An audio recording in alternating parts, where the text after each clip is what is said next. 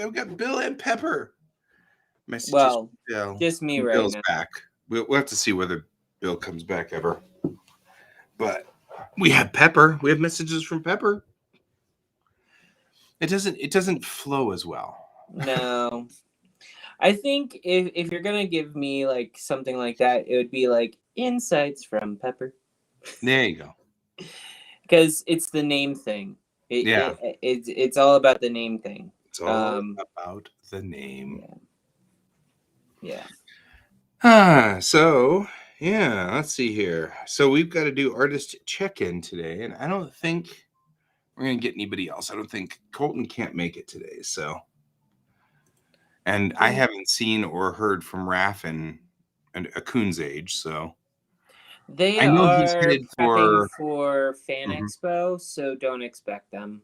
No, right now. I haven't expected them in 8 months or 9 months. I mean, that's an issue all in its own. Yep. We could sit there and make fun of him a lot, and we should. So, yeah. All right. So I'm just sketching today. I mean, well, this is supposed to be artist check-in, so we're checking in. So, how are you doing? I know that you are about to head out to a convention. And the event was canceled.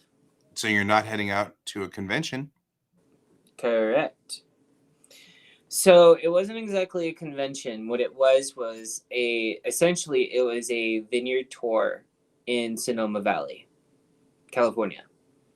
Okay. We were going to get on a tour bus, and we were going to be streaming while auctioning off items during the event. Huh. The proceeds were going to go to us, and we were supposed to do a whole bunch of stuff. Okay. David's checking in. The company it's attached to, the product, the game, is geared towards the Pokemon crowd. Okay. Which means that the age range starts pretty low. Mm-hmm. And so someone raised concerns about the alcohol being presented with the game. And so it was closed.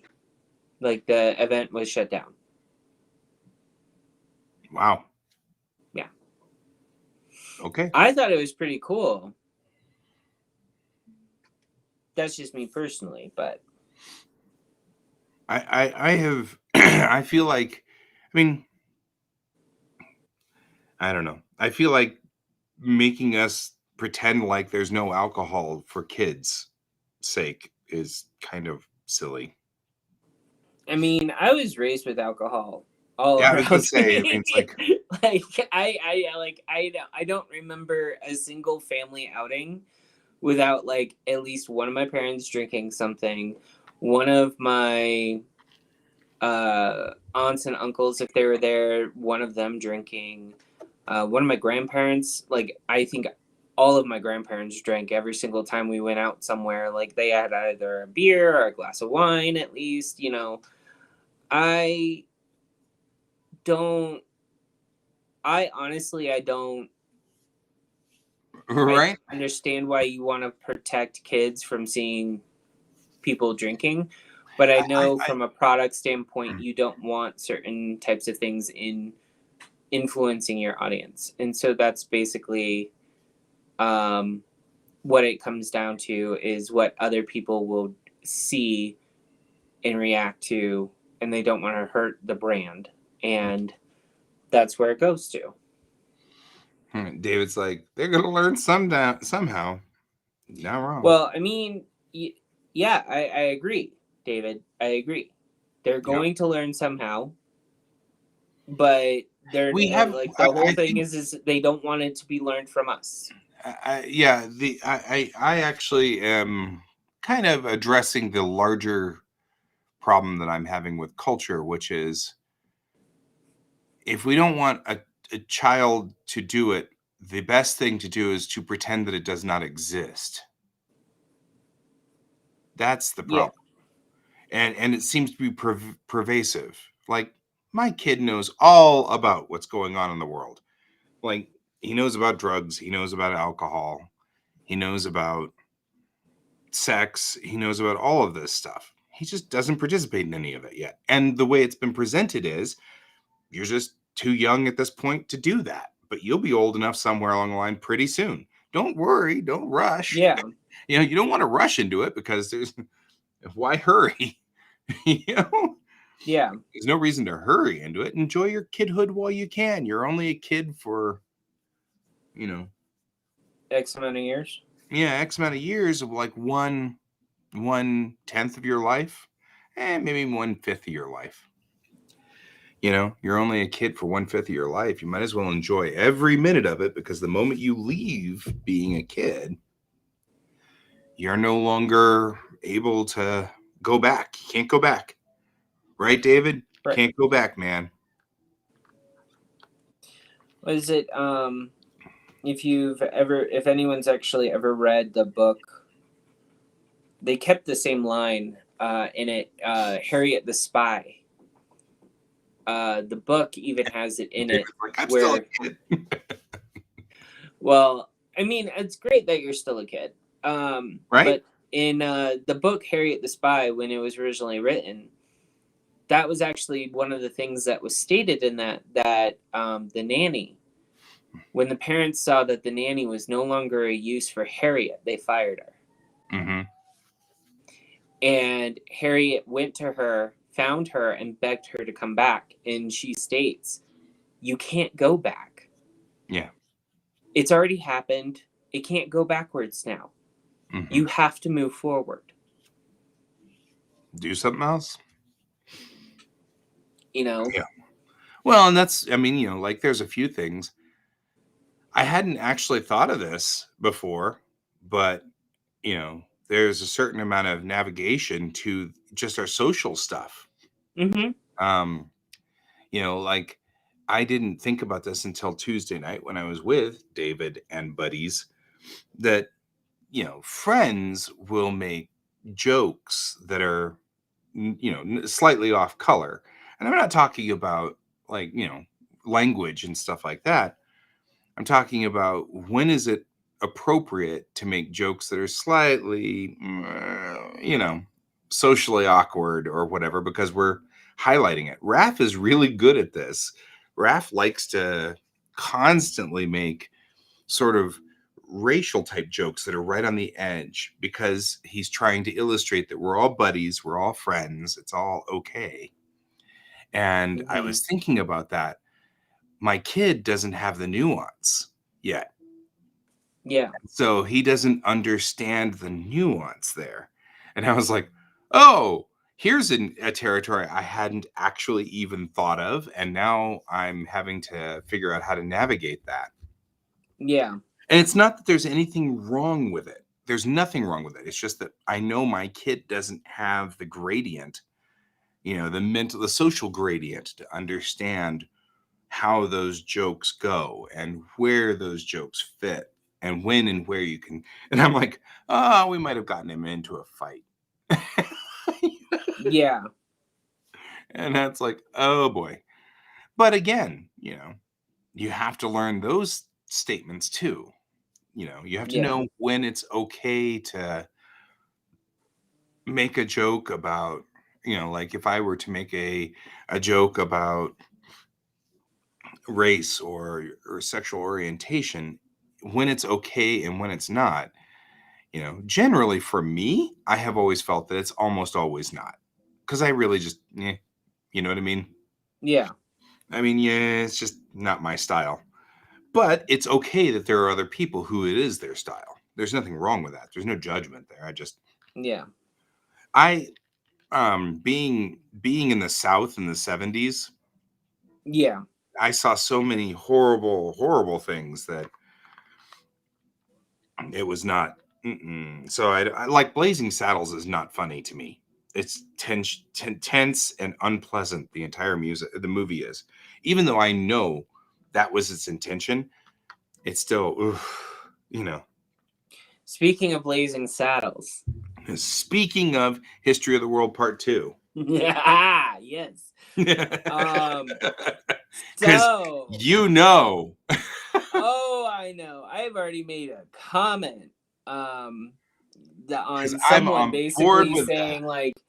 like, you know, I love Mel Brooks, but and I'm just like, I remember in 2010, like in the 2010 type time frame, Mel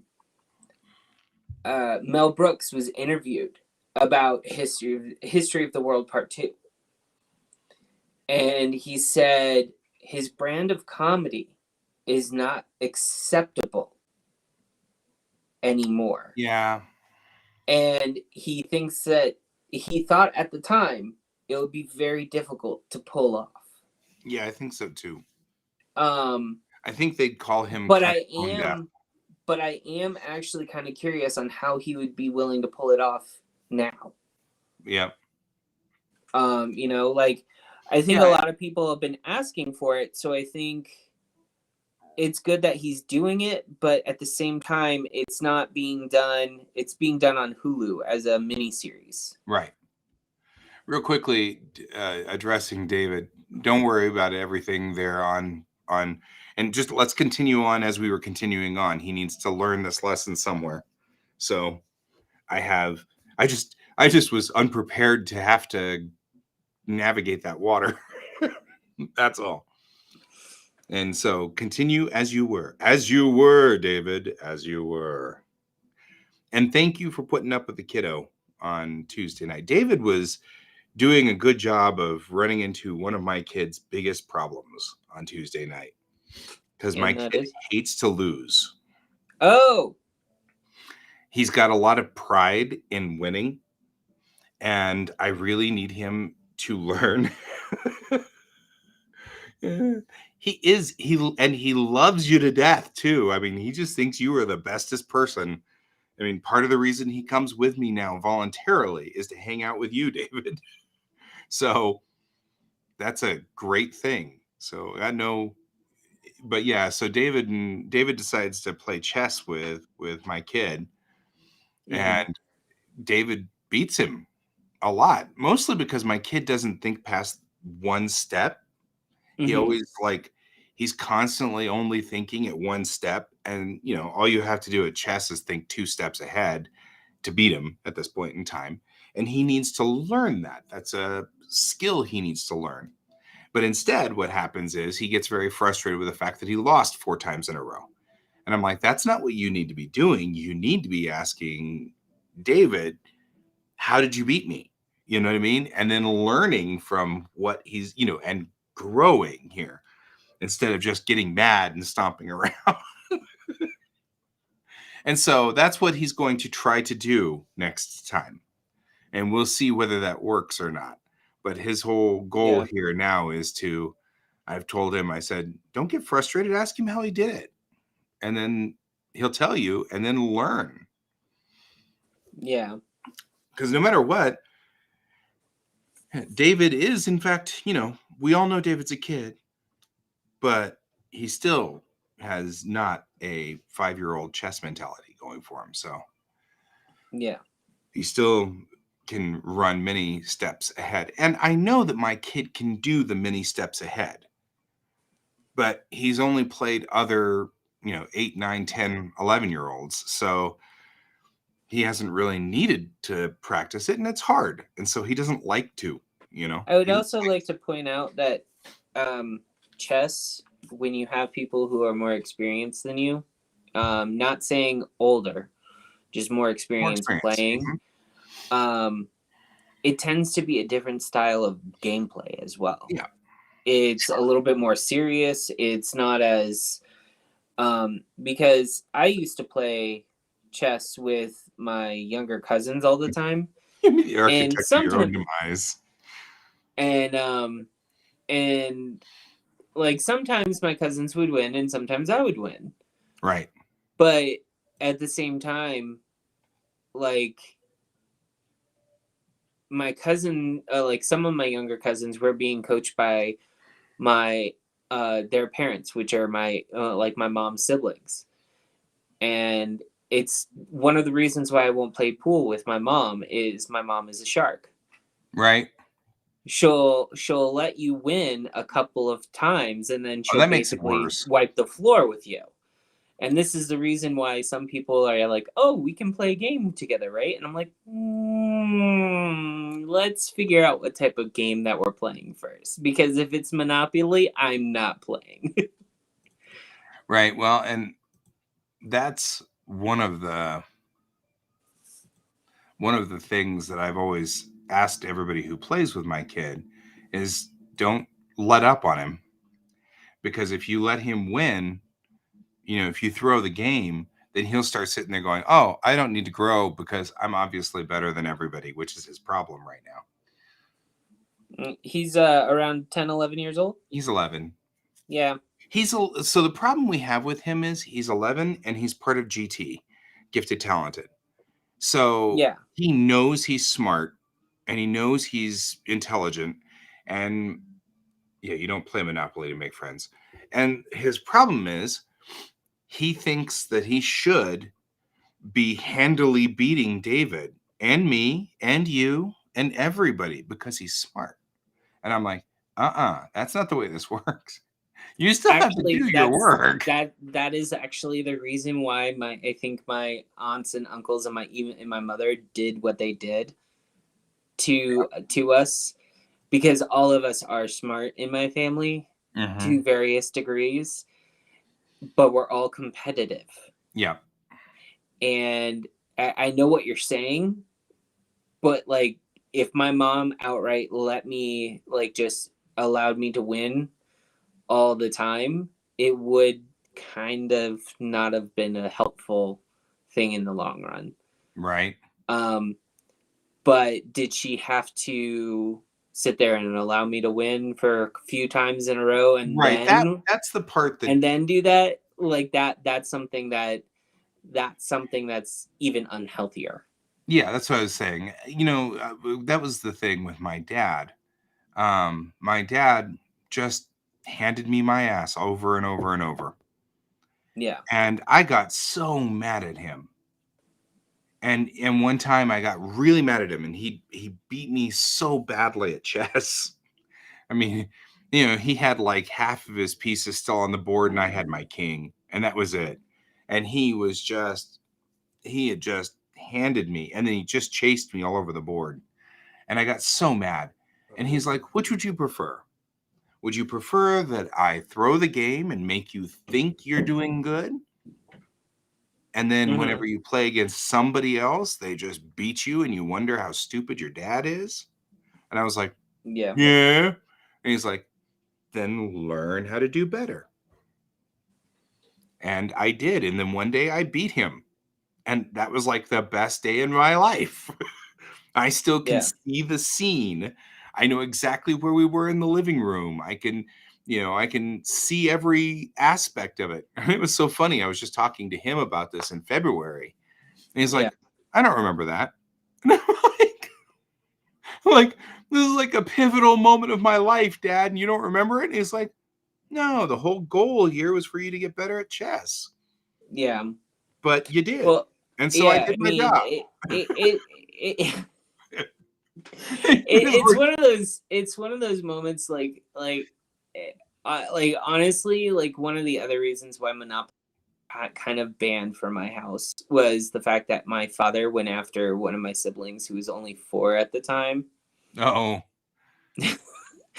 Like, and he was relentless, like, to bankrupt her. Oh yeah. Like, but at the same time, if my dad saw that he was going to lose to one of his kids, he would stop the game.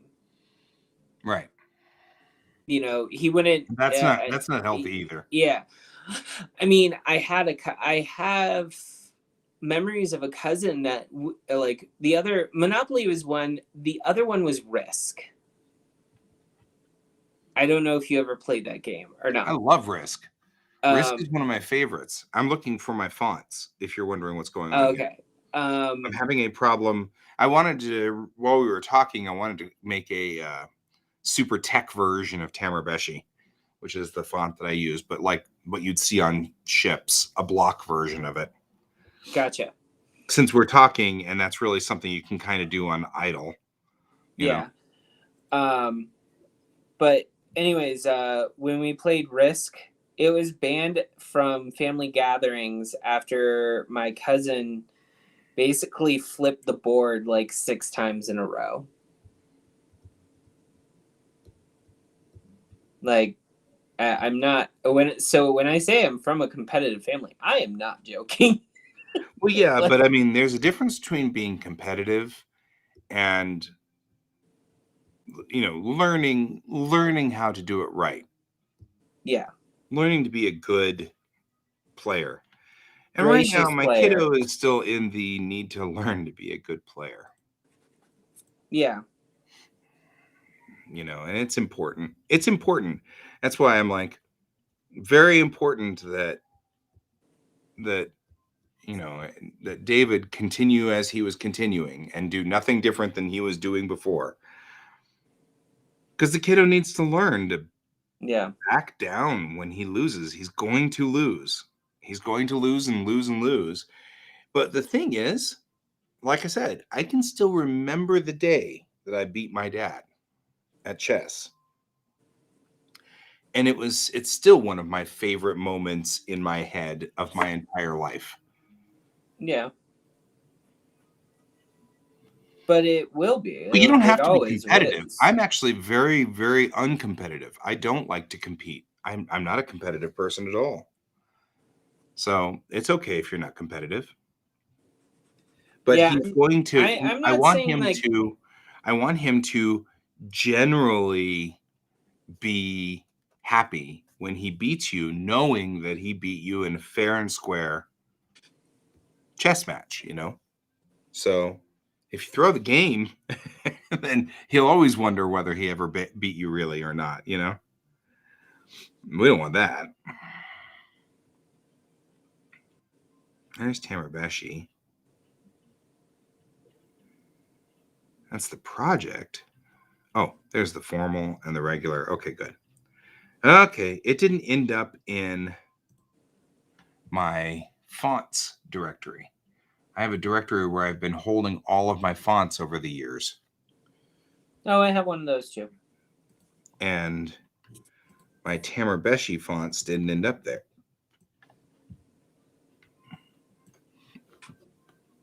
And that's why I'm having a problem.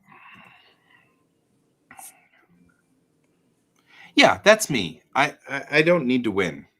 That's my big thing. I'm here to play a game with you and enjoy your company. And if we stop in the middle of the game and decide to go watch TV, I'm cool. You know what I mean? It's all good. Yeah, games don't have enough of a story for me, and that's the problem. And for me, it's a lot different. Like I was told, if you play a game, it's play to win. Yep. Well, then you and I can play, but I'm probably gonna just whatever. You go in. It's like Bill like looks at like I was just like, hey, I found a game for the Goonies.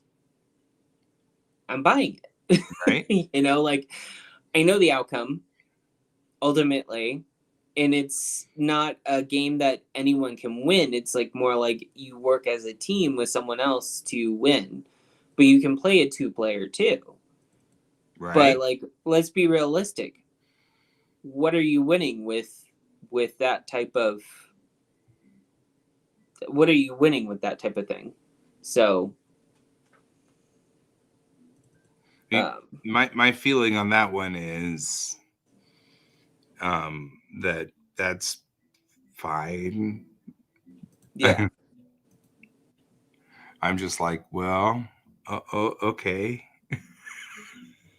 Well, I mean,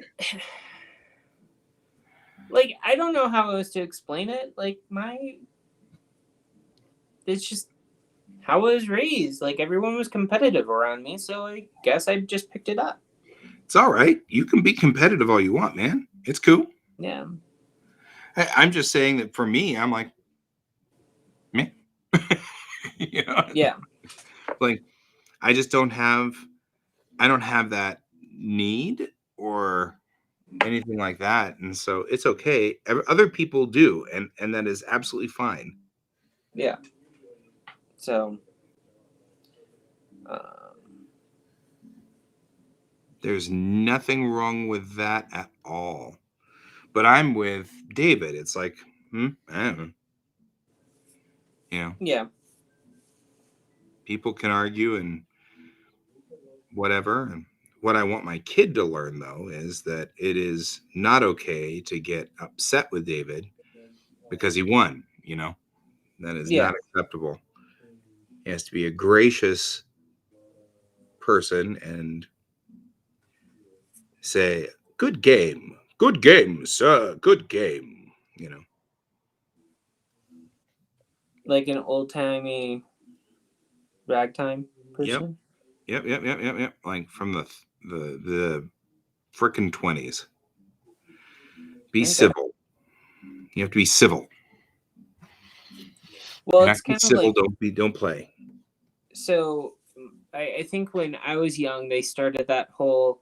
So when I did T-ball the first year, everyone got like congratulations if they didn't win Right. at the end of the season. Really. Um, everyone who was the losing teams got a handshake and a congratulations, you participated.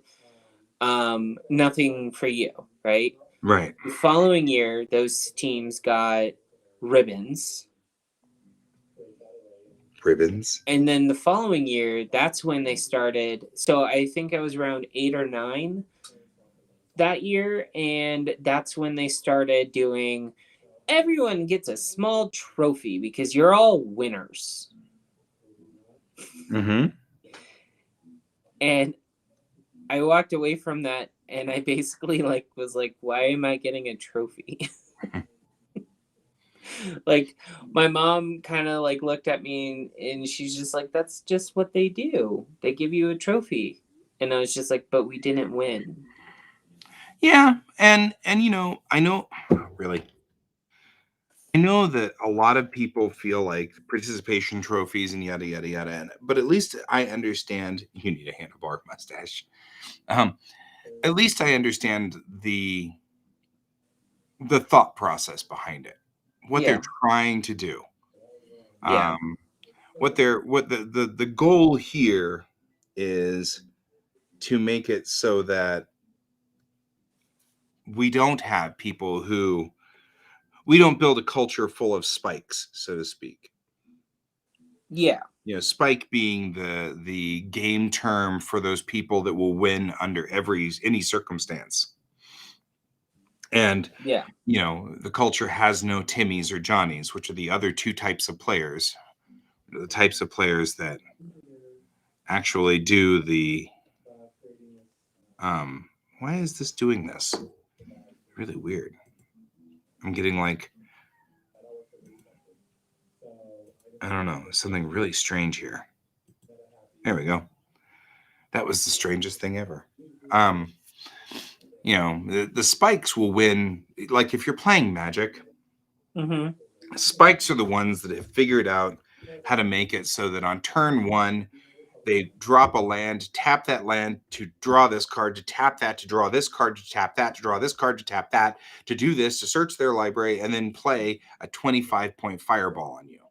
And you haven't even drawn a card yet. I have a blue deck. Right? And so And a blue green deck. right. Those are the kinds of players that aren't any fun. I mean, because you don't get to play, you just lose all the time. Yeah. You never get to play. So, yep, win at all costs. And the thing is, if you're a person like me, I'm here to hang out with you. And this is sort of a methodology for you and I to hang out together. Yeah. And what's happening, I'm noticing, is that the spikes in our group, because we have a number of them in our group, the spikes in our group are kind of making it so that I'm actually just stopped doing that now. I don't play games anymore. I just now sit and talk with you, because playing games is what people do to socially connect with one another. Yeah. All they're doing is trying to kill me and then gloat about their wins. And it's like, okay, but I was just sitting here talking to you. That's the point. So like now I don't even bother anymore. I just sit and talk. And everybody's like, you don't ever play games anymore. And I'm like, yeah, well, you know, I got tired of the spikes. Yeah. David and I are of the same kind of breed. We just like playing, you know. We may win, we may lose. It's all good. I specifically, when I play like Attack Wing, I specifically play starships that are cool looking and my favorite ships ever. But they don't ever win. I always get killed. Yeah. But I don't Well, care. it was like Bill wanted me to play StarCraft for a while. And I was doing it, but then like online games, I tend to like to do this, like the story based things. I don't really like doing the I don't really like doing the whole group things. Right. Because of my competitive nature, I just don't. I know on how bad I can get at times, Right. and he finds it funny, some of the things that like that come out of my mouth, and like he was asked by one group, like, hey, we want to kick my character off from the raid at one point, and he's like, hey, that's my husband. So if you kick him off, I leave too. And so they kicked us both off. Meanwhile, these people were claiming that I wasn't doing any damage, and my husband like actually pulled the damage up, and I was actually doing more damage than they were. The problem was I was doing more damage than they were, and my character, I don't play a character that's like the most powerful character. I play a paladin. Yeah. And the paladin, or a paladin like character, and I'll go in and essentially it's just like it's like I take if I take the buff away from them because I do a specific move, they don't tell me not to do the move. Or basically it's like all these people, the people that we were playing with at the time, there was only two of them. There was only one that was not in a guild together with anyone else. So me and Bill were with one, and these two others were in the same one as well. And it just seemed as like a, okay, well, whatever. Yeah. Sorry, segueing. Yeah. I mean, that's the thing. Yeah. But that's why I tend to not avoid those situations, like, because I'm like, how am I not doing it enough? Like, I'm doing exactly what I always do, and I always seem to have no problem with any other group. Right. And I don't put myself in the lead. I don't do anything. I don't put myself in like in a position where I could like basically make the experience bad on purpose, because I know who I am and how I get. Right. So I guess in that sense, like, it's for a lot of people, they're like, oh, well, that doesn't sound like you're competitive at all. I'm like, no, it's curbing my competitiveness is different than actually showing it. That's fair. So, I mean, would you like it if I sat there, played a game with your kid, wiped the floor with him, and then gloated about it? Your kid's 11. Right? That's not really, that's a jerk. That's That's not a, you know. So, anyways, we can change the subject. What's no. your I'm thing? frustrated with Font Forge.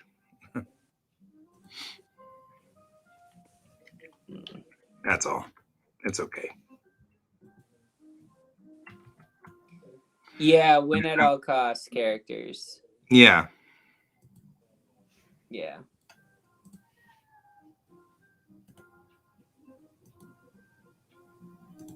That didn't help. Well, no, it did help. But it made it the wrong size. That's all right. This I can deal with. I can scale from here. So I had made in the original Tamerbeshi font. Mm-hmm. Yes. Are you a mean dungeon master? These are the questions I have. Are you talking about me? Yes. Ghost Hand's talking about mean dungeon guides. I'm actually not a DM, a dungeon master meanie. No. I like having fun with D&D because it's supposed to be fun. Yeah, it is. I've experienced mean dungeon masters where they put you in a position where, like, we were level 15 and then he had us enter a cave with a level, like, 57 troll that we had to go up against. So he thought we could figure it out because there was 5 of us and we're 13 and he's 40. So I mean, I've had that experience.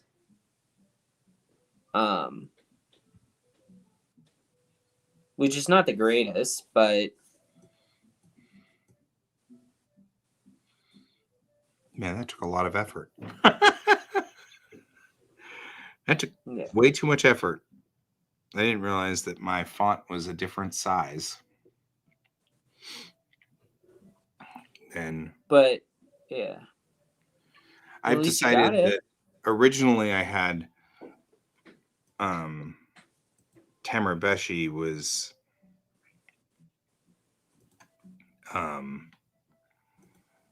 originally the Tamerbeshi font had like numbers that were different. But then I thought about it and I was like, where was his warning? It was way over there.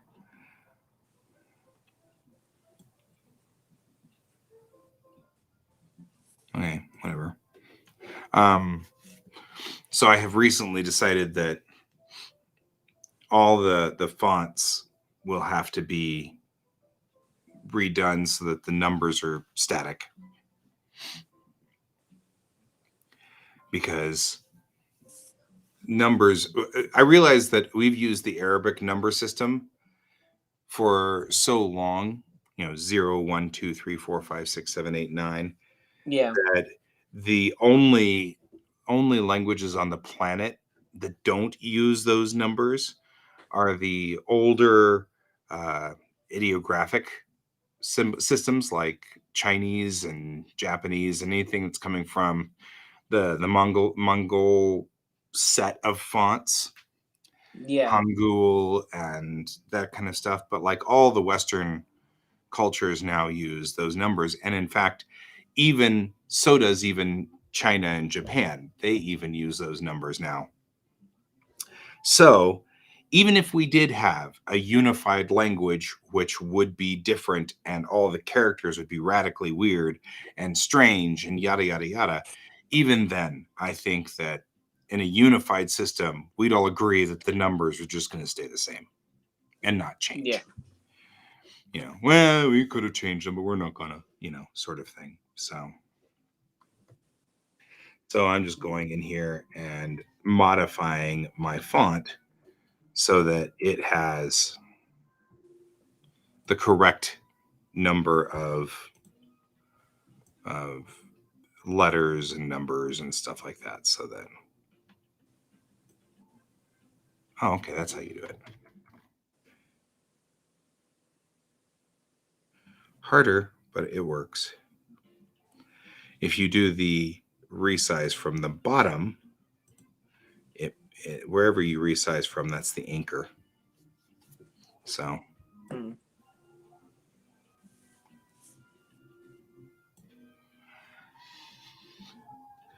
But yeah, that was, so I am just adding the normal numbers.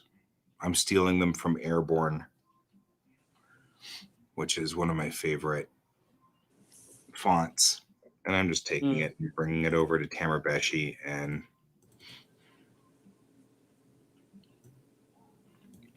adapting it. Yeah. Instead of the other way around where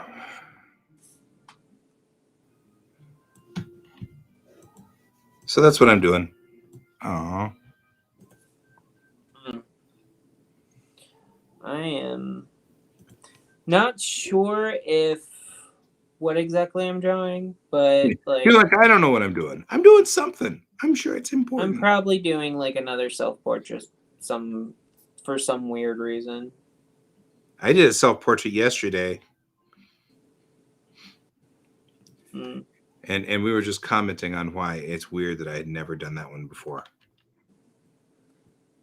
Like, you've never done yourself in a Star Trek uniform? Never done myself in Lower Decks. Oh, okay. That's the weird one. So, okay. You know what? I should probably share my screen. At least you guys could watch me doing this. This weird world that I'm doing here.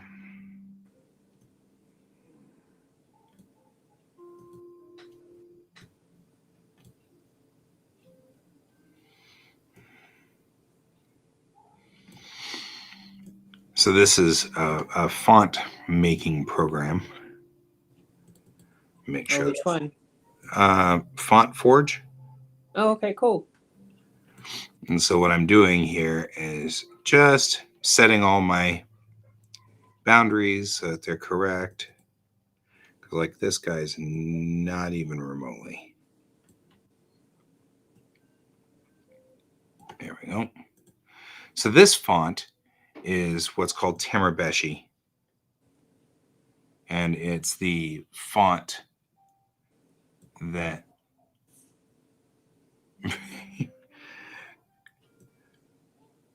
David's been working on NFTs. And so I'm horribly curious how his NFT universe goes.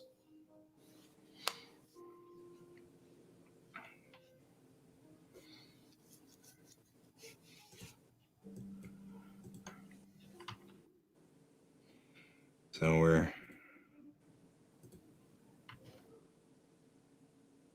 for some reason though, every time I import a new number, it like makes it super huge. Yeah. I think that's the reason why I don't like Font Forge. Yeah. Well, how often do you copy from one font to the other? Shamelessly stealing the numbers from a different font.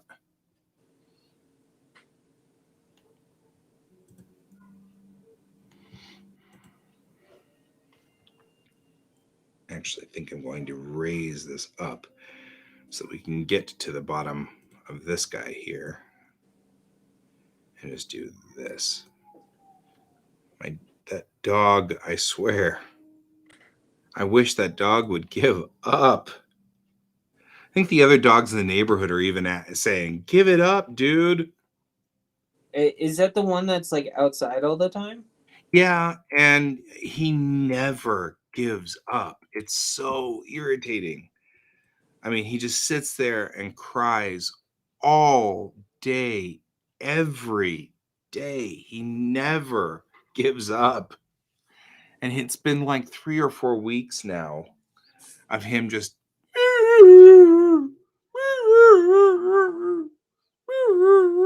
all day. It's like, and he like 8 in the morning until 5 at night. He just sits there. It's like, find some other hobby. It's probably one of those dogs that they didn't realize had a tremendous amount of separation anxiety. Sure. And when you get one of those types of dogs, like you really have to kind of you really have to know this what you're getting into with the breed. Yeah. It's like the dog breed that I like, the corgi, they can get it very big, but if you give them another dog to have around, they don't do it as often. Right. Because they at least have another dog that. Messages from Bill as he creepily comes up from behind. Yeah, it's just because he loves you. He loves you. So David, Bill, as a side note, David's putting out some NFTs. So we'll see whether this works or not. Kind of curious how that goes. He's experimenting. I'm trying to research cryptocurrencies now because I want to start putting some funds in there. Not a ton. I'm not like buying the dip or nothing. But Right. we're trying to figure out like what's the best app. Like I do feel like I want to have ownership of the coins or the crypto itself by maintaining my own wallet.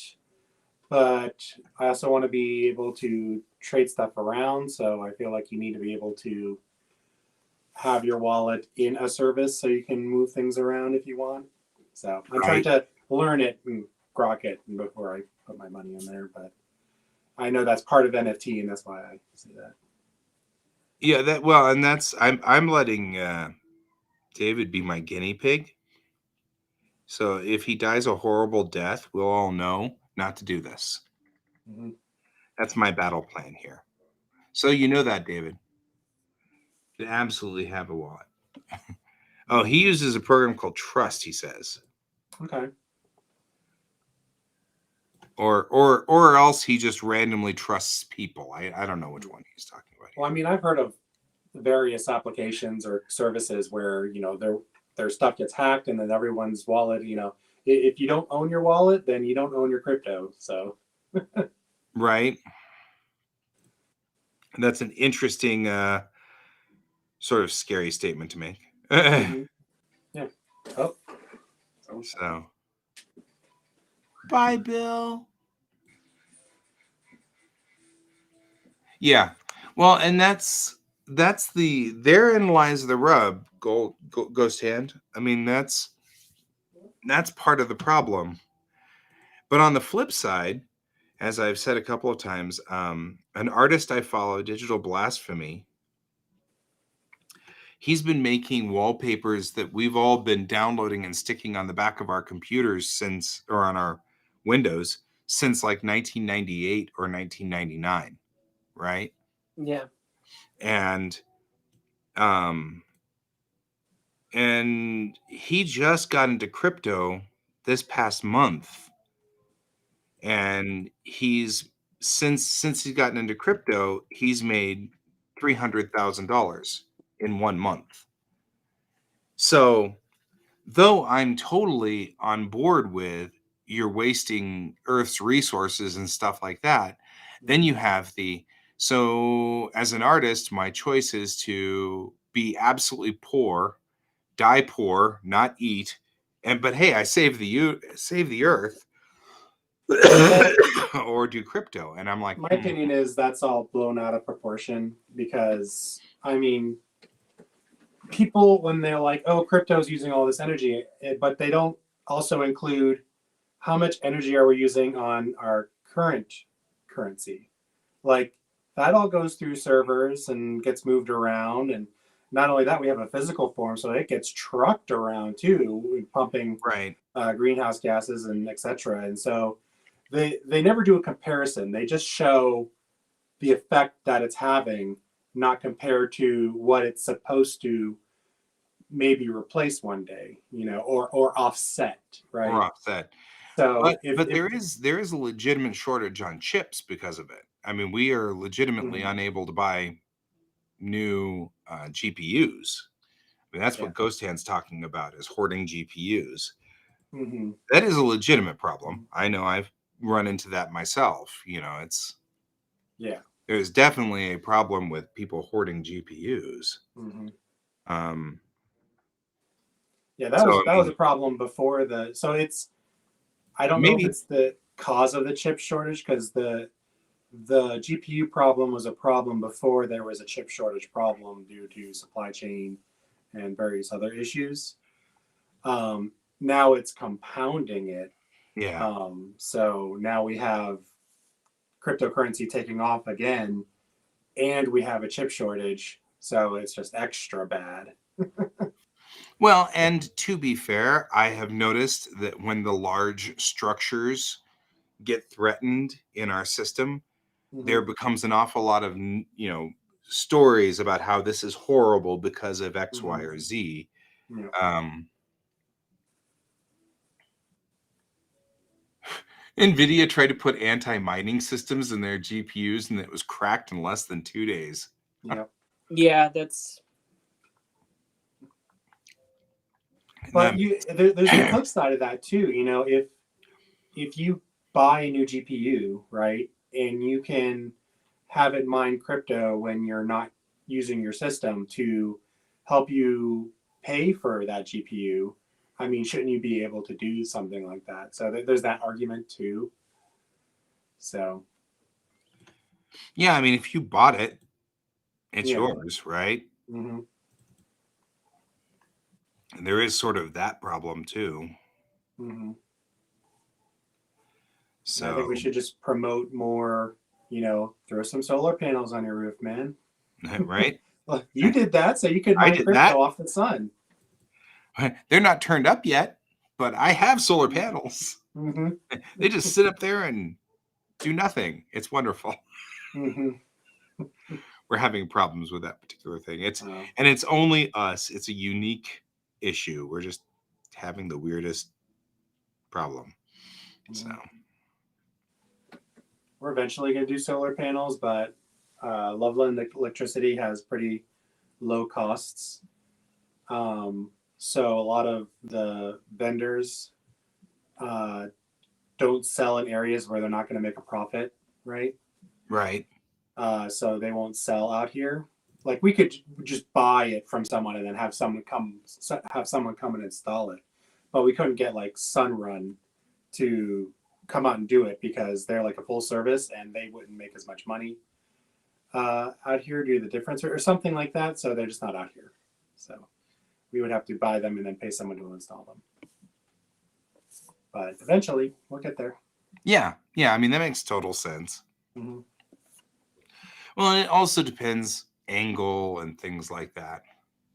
Mm-hmm. Oh, Ghost Hand saying, curious to see what happens in China. They're banning crypto mining, but the yeah. CCP themselves are super interested in creating their own. Yeah. So they're basically removing competition so that theirs can be the primary. Yeah. So that way they can control how you use your money and what you can buy, what you can't buy, et cetera, et cetera.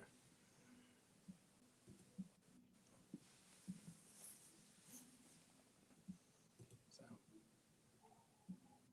we're heading that way. Yeah. I'm wondering about how, yeah. I'm wondering how cryptocurrency is going to start altering and changing the way things work. But again, it's hard to dispute the fact that Digital Blasphemy made $300,000 last month. I mean, Mm-hmm. if I made $300,000, I'd be set for years. That would cover my expenses for at least 2 or 3 years, and that would be me being, paying off everything, paying the house off, paying the solar panels off, paying car off, and then living off of what was left over for years, you know. Yep. Yeah. And so I mean, making 300,000 is a very tasty thing, that this house is only half of that, and I'd own it free and clear. Yeah.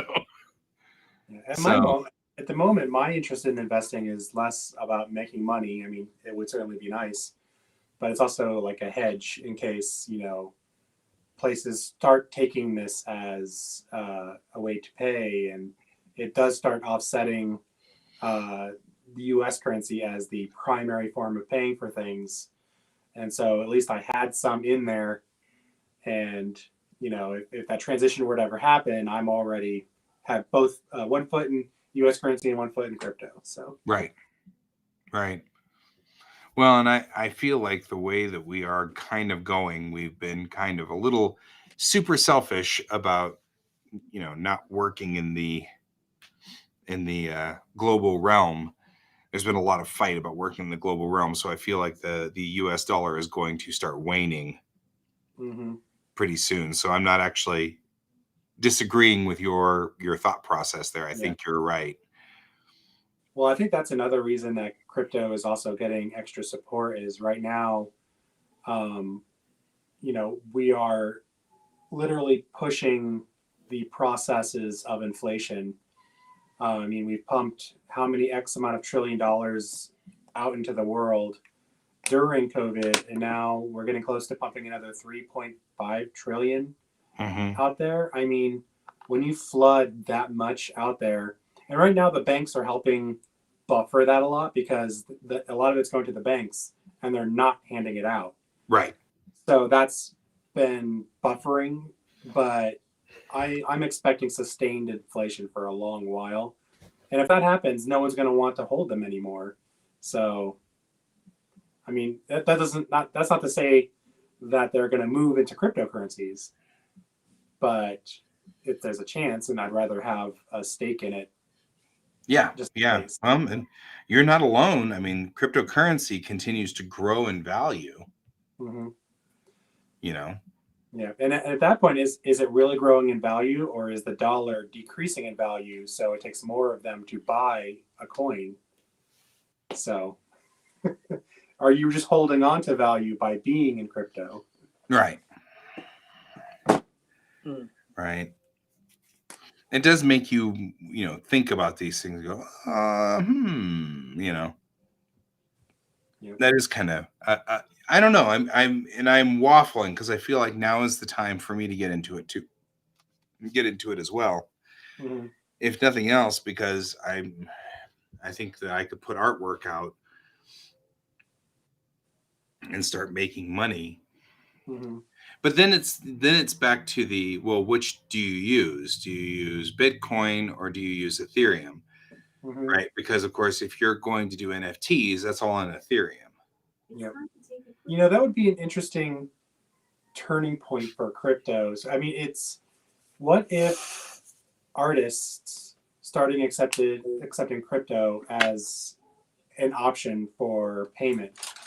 And so if you recall in the VHS Betamax wars, one of the commonly cited reasons for VHS taking off is because the porn industry used VHS. Right. So if you get a major segment to of say the population, artists, say like the artists, would that be a turning point for crypto in that a major segment of the population that does, I guess, person-to-person business kind of dealings started taking crypto? Would that severely turn things? Yeah, Ethereum is primarily used on platforms like OpenSea. I don't know what OpenSea is, so I can now hear your dog. Do what? I can now hear the dog. Yeah, Yeah, I actually have been thinking about going over to them and saying, I don't know what to do about your dog, but your dog's showing up on my show every day. And it's like, and since the dog doesn't give up and never stops, Mm-hmm. it's like the dog is just sitting there caterwauling all day, every day, and never stops. Mm-hmm. And it's like, it's really, really hard for those of us that work out of here. Mm-hmm. Is it just because they like leave it outside while they go to work Yeah, or they leave it something? outside, and Mm-hmm. it just, but it cries. It sits there and howls and cries all day, Mm-hmm. and it's relentless. I mean, like Is it a 8 in the puppy or morning is it until 5 at night. It just sits there and howls and cries. a puppy? I don't know if it's a puppy. I don't know what it is. Mm-hmm. It's over here somewhere, Mm-hmm. but I mean, he's really loud. You can hear Mm-hmm. him through my microphone, and I have all the windows closed. Yeah. So like whatever's going on, and this is a cardioid microphone, you know, and Mm-hmm. so it's like you can hear him caterwauling, or I guess doggerwauling, Mm-hmm. um, through my triple pane glass windows. So he's really loud, and we called the police at one point in time because we thought the dog was legitimately hurt. Mm-hmm. And turns out, no, he just doesn't like to be alone. But the Mm-hmm. owners are like, well, what are we supposed to do? We got to work every day. And I'm kind of like what Pepper was saying. It's like, well, if you got a dog that needs constant care, Yeah. it's like leaving your child at home to starve to death. Well, what am I Mm-hmm. supposed to do? I got to work every day. Yeah. Like, Yeah, go get a like child. Maybe you shouldn't have the dog. Yeah. yeah, you really like when before you get a dog, getting a dog in the like this is like one of the reasons why I think that getting a dog in the pandemic was probably the worst idea for a lot of people, especially those who didn't know it's like to care for a dog. The dogs that have like separation anxiety problems, they got a false sense of security with them being Mm-hmm. home All the time. Mm-hmm. Mm-hmm. all the time. And so now you have dogs who have, oh, my owners aren't home. Where are my owners? Like, what do you want them to do? It's not their fault. You can't blame the dog. Mm-hmm. That's the dog is the dog. Right. Like you can't really do that to him. It's not fair. We're in a world now where people should be able to have whatever they want because they want it, and they shouldn't be able to have to consider any other thing about why they shouldn't have it. It's just they Right. want it, therefore they should. So, I mean, it's driving me crazy because a dog will, if I want to take a nap or anything like that, I can't. mm-hmm. That dog just sits there and cries through, and Are it's you in so loud. Are you in an association? Yeah. I know the association we had in the Springs, it literally had a clause: if your animal causes too much noise, and I wouldn't want this to happen to them, but I'm saying they had this like very draconian statement: if your dog is causing too much noise, we have the right to go retrieve your pet from Hmm. your home. I was like, wow, but you might have some clause in there that could make the association go, hey, you need to do something. Yeah, and that's the problem that I've got is I totally don't want to have to, Mm-hmm. make them go put the dog down or something horrible. You know what I Yeah. mean? Like, Mm-hmm. Well, I mean, you can rehome without putting them down. Yeah. yeah, well, or puppy daycare, put him in a kennel during the day Mm-hmm. or something. Just do Yeah. something because that dog is just caterwauling all day, and he doesn't let up. Go get pamphlets for like doggy daycare and all that stuff, and just start leaving them on their front door. Every day you hear it. Yeah. Well, it'd be every day. Passive aggressive. That's the Yeah. way to go. Yeah. Because that's brutal. And not only that, I mean, the poor dog probably is legitimately upset, you know. Mm-hmm. Yeah. Yeah. So it's even that. Okay, so I am looking at the page you were talking about there, David. I don't understand. I do see your artwork though, but everything looks red, like it's all falling. So I don't understand any of these things. Like, I don't get it. What are autoglyphs? So I'm trying to understand what David was posting, which is the WGMI.io. Mm-hmm. You know how I kick myself with cryptocurrencies? When I was in my early 20s and I was working at a school and I had Mhm. access to hundreds of networked computers, someone was telling me about this new thing called Bitcoin and like how you can mine it and whatnot. And I even looked into it a little bit, but I was like, yeah, this seems a little complicated. So I just kind of moved on. But I could have had hundreds of computers mining Bitcoin for me back in 2000, Right? 20 years ago. And now they'd be worth a gajillion. Mm-hmm. Yeah. But in fairness, someone was pointing out like a lot of us had those various opportunities, but it was also very complex in those early days.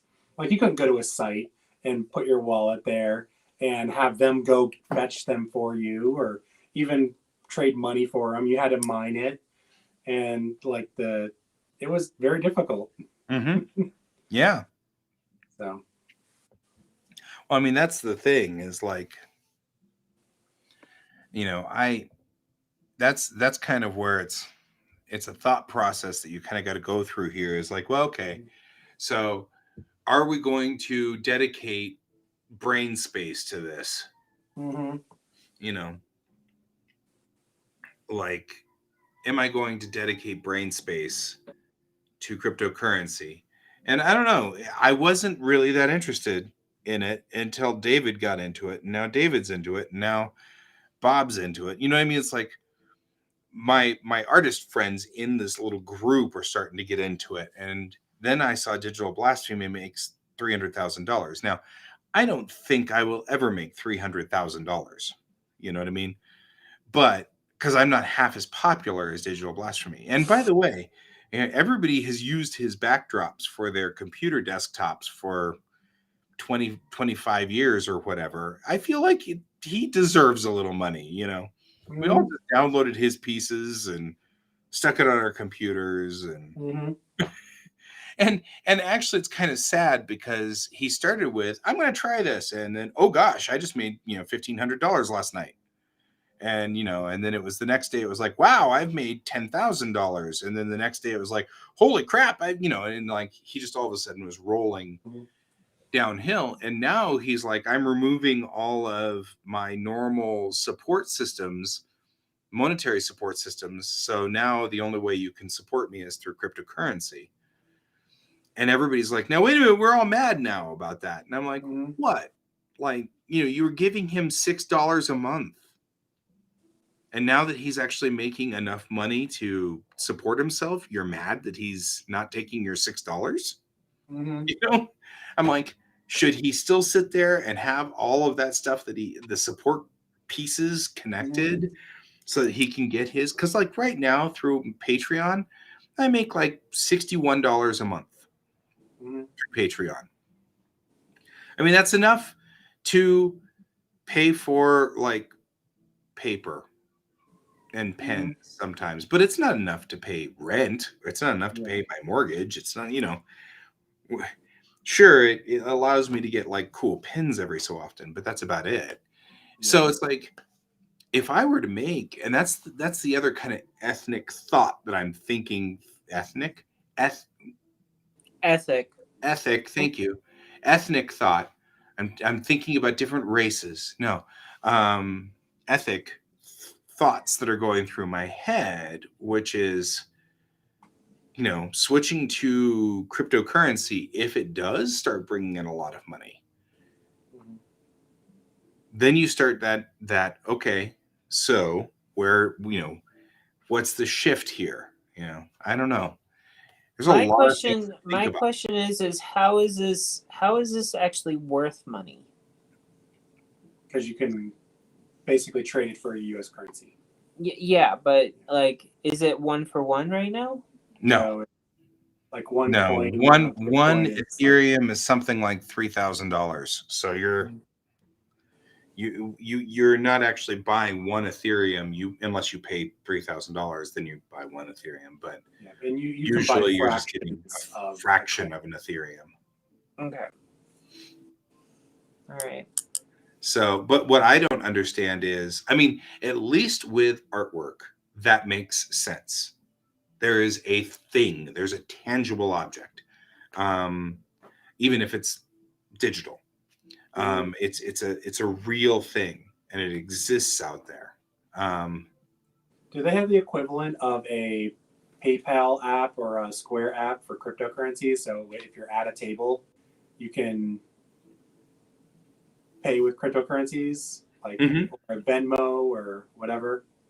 I think I'm not 100% sure, but I think PayPal can take crypto.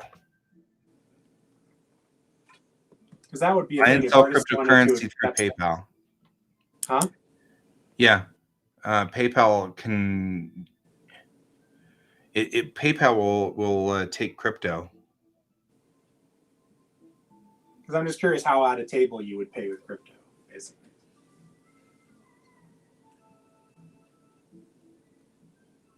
Huh.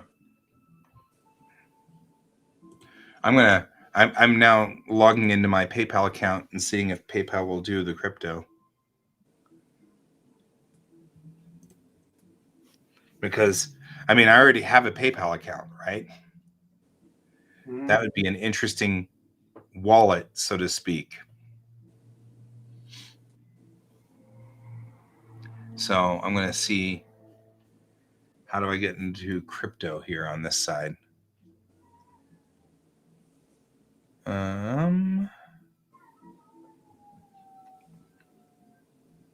Man, that dog, I swear, just eating at me here. Dude, I can hear it again. That's loud. Right? And like I said, this is through triple paned glass. So David's saying there's a bunch of apps that allow you to pay with crypto. Oh. It's interesting. Yeah, what I don't know is, how do I get crypto in here?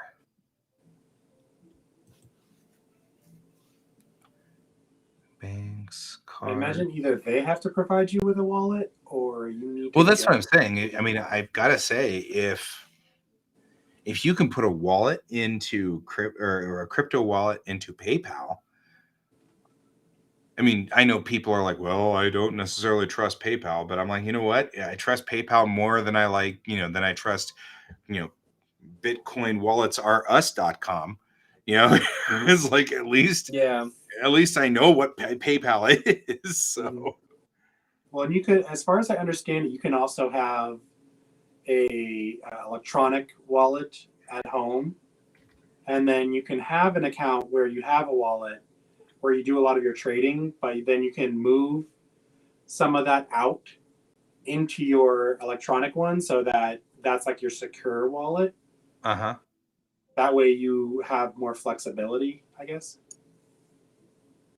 I'm still learning, so I am not the go-to knowledge on this. Well, no, and it says discover crypto, and you click the button and it just takes you to your main page, which still didn't help me any. Like, I don't know how to put crypto in here.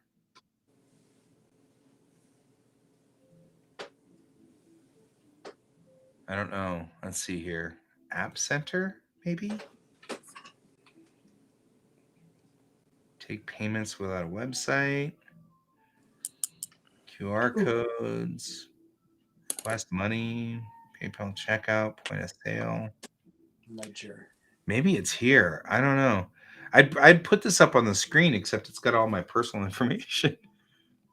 So, not really. Partners, dispute management, gift cards. Yeah, like I said, he just never gives up. Every day, all day. And it's, if he gave up, it'd be different. If he would stop after a while. But he doesn't. It's just a whole day long. Mm-hmm. Yeah, there's got to be a way to do crypto. I just don't know how. PayPal.me, PayPal checkout. Accept payments, maybe. PayPal buttons. How's yourself thing? I don't know. This is complicated. It looks like a virtual terminal. Receive payments by phone. Sell on social. Share listings on social media. Donations. Huh. I don't know. I do have to bill. Speaking of people, I've got to bill out my photography. I don't know. Ledger is a physical wallet. Trust is an app wallet, known as a hot wallet, whereas Ledger is a cold wallet, storing your funds locked on a physical key. That's what David's saying. So, yeah, I'll look into those. Yeah, I mean, crypto is fascinating to me. Mm-hmm. The front door has been opened. The front door has been opened. That means my kiddo has returned. He has a limited contact day today or something. I don't know. Or your stalker's gotten brazen. Yeah. Or my stalker has gotten really good.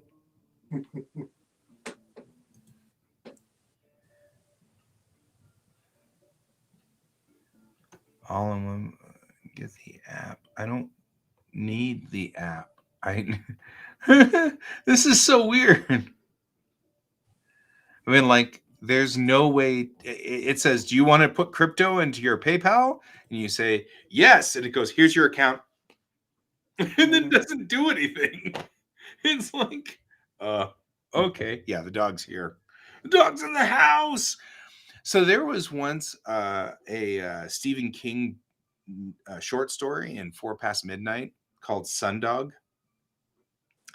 And it was the most terrifying story I ever read. And I was like, see, the guy knows what to do. It's just that half of his stories really bite. But this guy, the stories, the gist of it is the guy gets a Kodak camera. Instant development Kodak camera, because this is back in the days when those instant Kodaks were a thing, called a Sundog. And every time he took a picture, there was a dog in the middle of the picture getting closer to the camera. Right? And he would take a picture and he'd take a picture of the park or whatever. And in the middle of the park is this dog, this rabid, snarling dog with glowing red eyes that was running at the camera. And every time he took a picture, it was a little closer and a little closer. It was the most terrifying story I had ever read. And I was like, that's actually really cool. Yeah. So apparently that's who just got in there was our version of the Sundog. It's the howling dog. Mm-hmm. The crying dog. Those in video where the person turns off the light and you see a shadow figure and you turn it off, back on light, it's gone. Then you turn it off, it's closer, and you keep doing it. and they keep doing it. At that point in time, I'd be like, okay, well, the lights will never get turned off in this room ever again. It's staying on. I'm going to have a battery-powered light that's back here on an auxiliary battery backup. Just to leave the lights on in this room, and they will never, ever go off ever again. Yeah. Well, it's like that camera. I'm like, I'm running this thing over. Right. I mean, like, he keeps taking pictures, and that's the thing. I'm like literally reading this book going, just run the thing over, burn it, throw it in Yeah. a molten pit. I don't care what you do with that thing. It's not worth it. Oh man. Just see someone toss it in a barrel fire. Right. I mean, like, I think like 99% of horror movies though would be ended by that one logic. I think that's like part of the culture of horror is to have that, you yelling at the screen, don't do it. You've got to do that part. Why don't we just get in the running car? Oh man. I've got a that great hiding idea, space Pepper. behind the Bill, chainsaws and let's all axes split up. seems great. God. It's like, what was it we were watching the other day? It was like some movie, and like they're all standing together, and like the guy goes, "Okay, I've got this great idea. You will go down this hallway, and I'll go down this hallway." And he goes, "Have you not watched any horror flicks? Right. Don't split the party." Oh man, let me hide behind this wall of knives. Oh man, I love it when actually that's one of the funniest parts is like Cabin in the Woods was well done in that aspect because like they did all the tropes and it was like every time they tried to circumvent the trope, they ended up getting killed anyway. Because there's like the master control trying to screw around with it and everything like that. So it was a fun movie. So anyway, hide behind the wall of knives. All right, I need to get back to work. Yeah, we probably I just ought got to get back told to it too. We've got after 30 minutes. I just got told after like spending a week developing this thing, and was given some information that I was like, okay, so I should just throw all that out. Awesome. So I needed a break. Right. I had that problem last night with Lightroom. Mhm. Yeah, it crashed so hard that I could hear Winamp, but none of my monitors were on anymore. Oh, I mean, like Control Delete did nothing. I got no response. That's how bad Lightroom crashed last night. I ended up happy buttoning. It was so bad. And then it just lost all the photographs I was working on. And I was like, that's nice. Thanks. 2 minutes to midnight. And I just lost 2 hours worth of work. And now and since it's due this morning, there's no choice. So I was up till 2 fixing that. I'm sorry. So, yeah. You're supposed to have me over to put an SSD in and help you out and I mean, it's all that. I don't think that was the problem. I think Lightroom just sucks. So I installed Lightroom Classic and uninstalled Lightroom. That was my Classic. At least is lighter to the system and doesn't hurt as much and less likely to trash the machine. And so anyway, the TLDR was, I feel you, man. I feel you. Losing all the work. I feel it. Right. Good luck.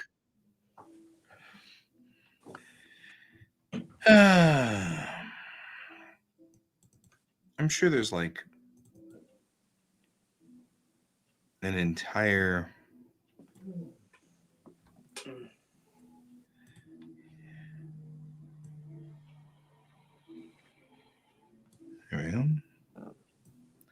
and keep making random characters here. And I will go back to switching to the monitor so you can see what the heck I'm doing.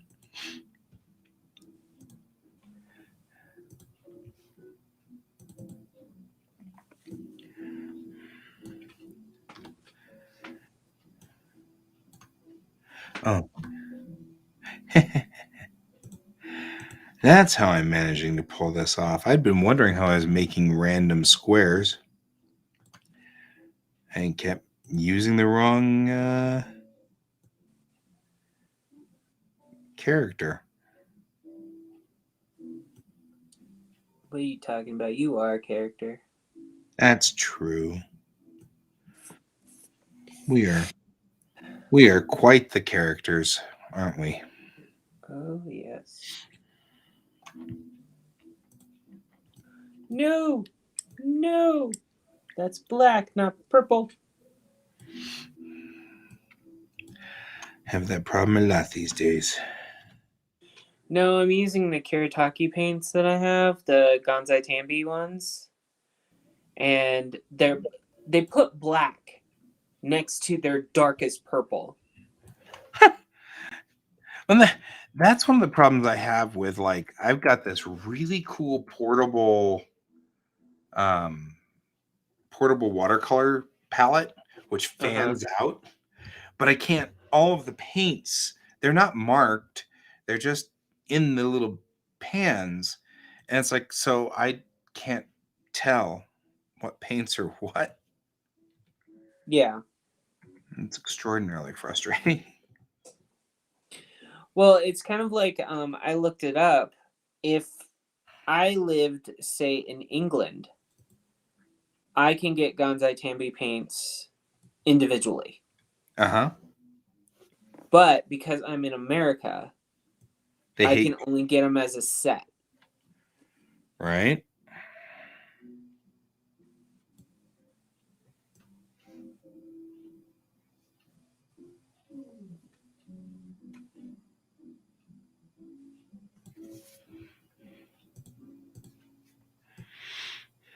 So It does make me wonder how people make these decisions, you know?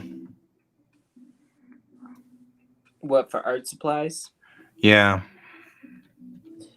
Well, I mean, See you hey, later, David. man. We'll see you on Tuesday, my Yeah. friend. Thanks for helping us out on NFTs.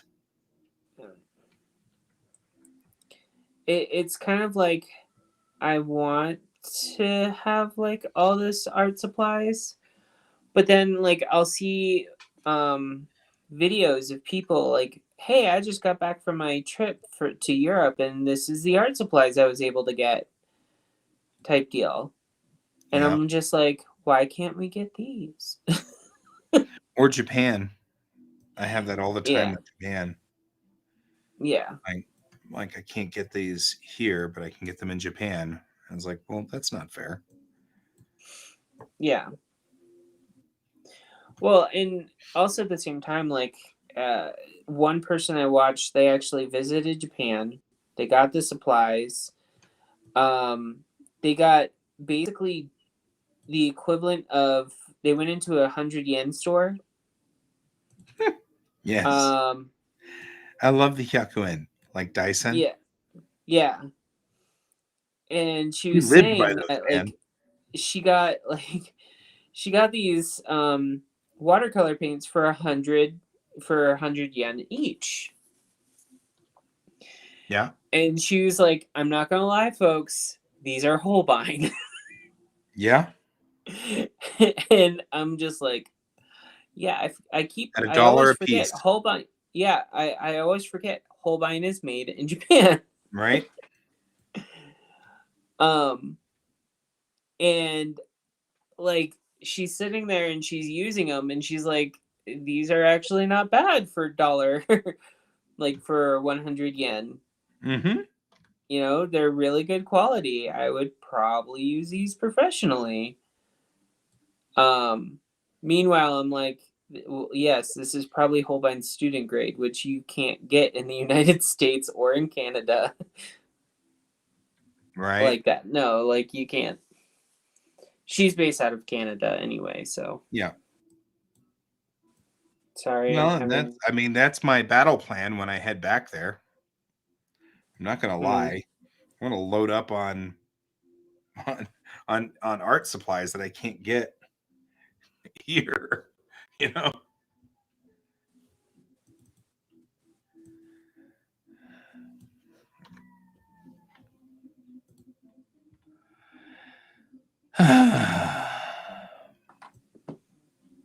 Yeah, they keep yeah. Today's gonna be an interesting fucking day. Oops, sorry. Well, there goes our PG-13 rating. No, we get 1. Just like You get the grace of Chelsea for that. There's your one.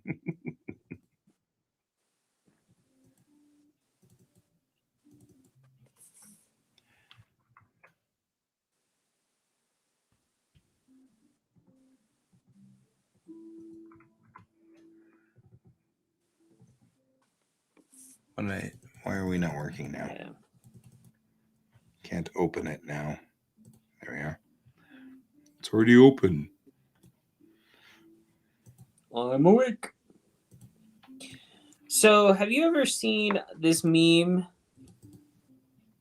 talking about Mario from Nintendo? Saying that in Japan they say the last name first and the first name last, right? Yes. And in America they swap it. Yeah. I don't know what the mission of that is, but that is humorous. So, like, the newest one I saw was, then that means that Mario's name is It's-a-me. It's-a-me. It's-a-me. Yeah.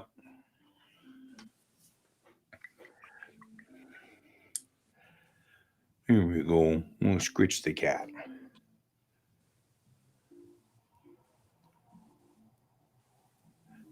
Can't get over that Chris Pratt of all people will voice Mario.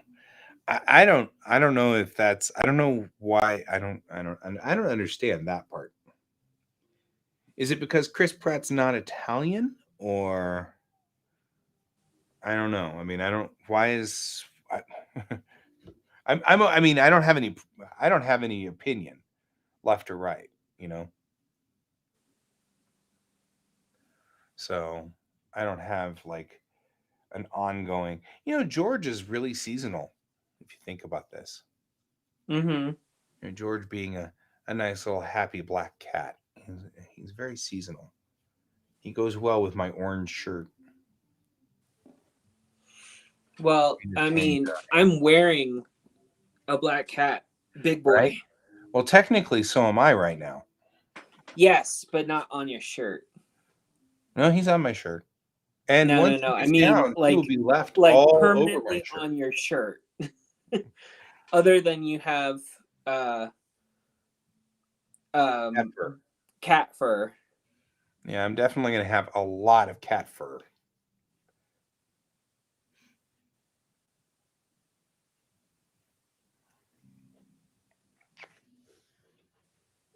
He's like, I kind of like that. Why are you putting me down? I like that part. You're fluffy.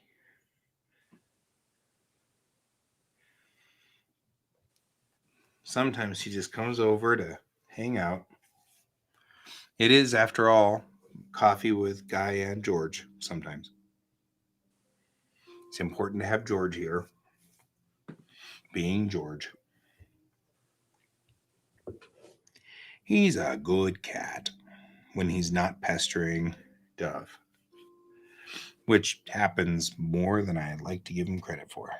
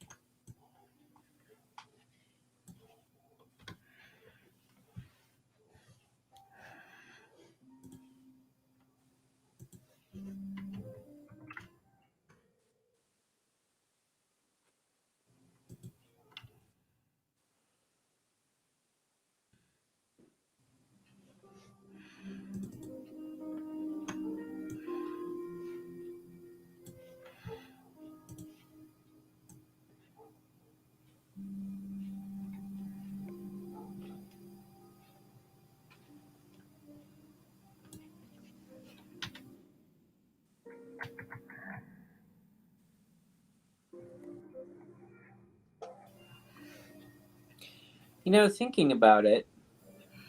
Black cats are good luck for those who know the secret of the black cat.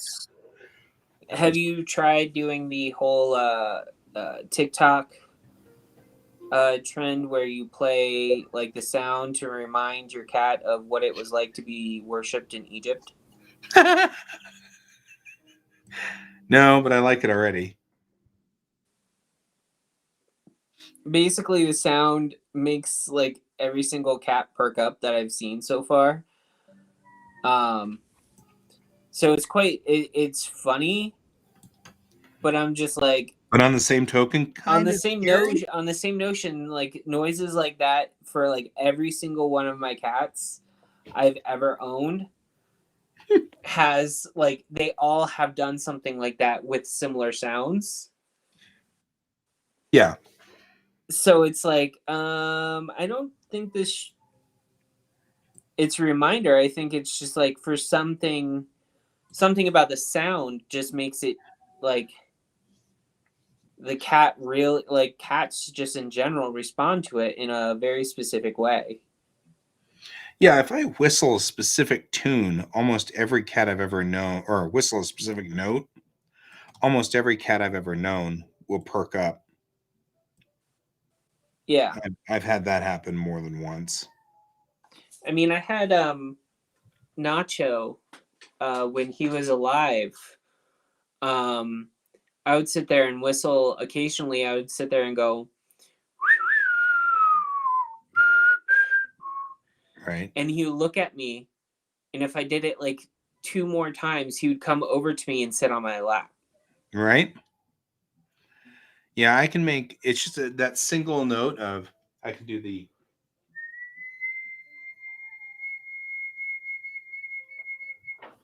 and there's George right here. It Yep. works. I mean, it's summoning the cat. And I can just and I mean, and he had actually gone under something because I just heard him, scramble to get out of there to come out here to be scritched. Yeah. Because you were a good cat. That was you responded very well. Thank you. But it's that note. If I hit that note, he will come running and hang out with me. Yeah. And it's interesting that that's the case.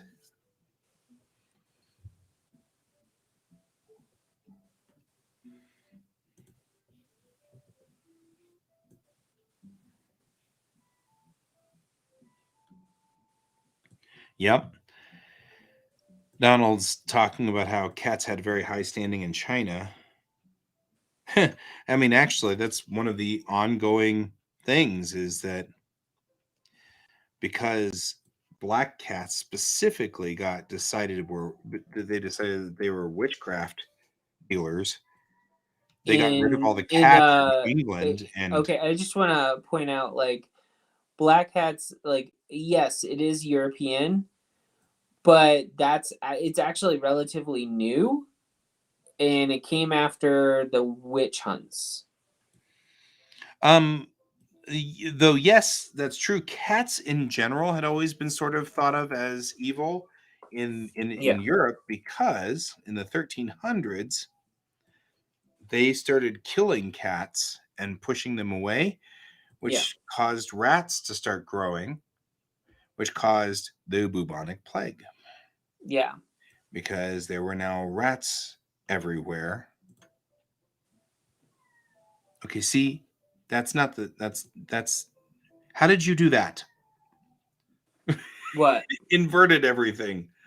That's a wild Did the character. Font But Forge like literally invert everything?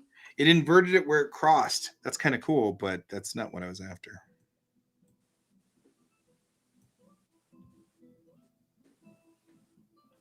It's all right. We'll just do this the hard way.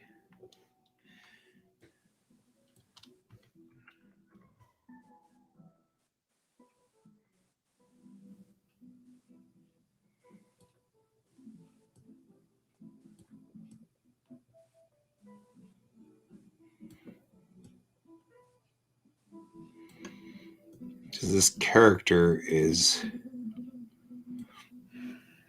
like the ampersand.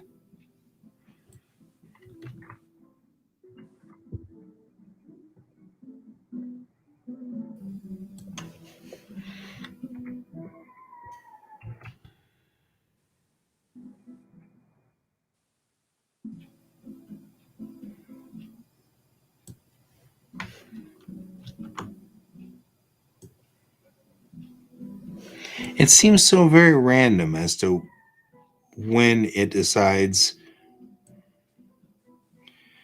that it's selected the entire thing and when it decides it has not selected the entire thing.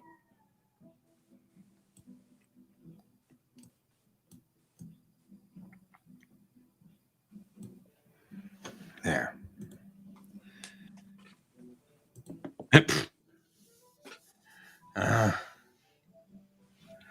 That's infuriating.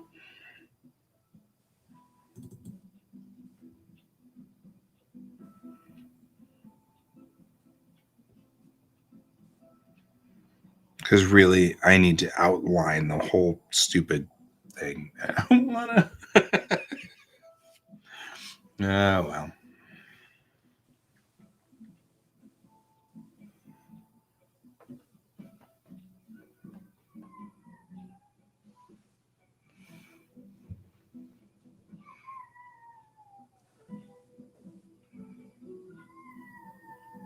All day long. It just doesn't give up. Okay, well, we should probably start wrapping this show up. And I was going to say, so, okay, what's your plan for next week? Next week, hopefully after this weekend, I'm in a good place where I can sit down, do work for Earth Tau. I think I have MetaZoo stuff coming in.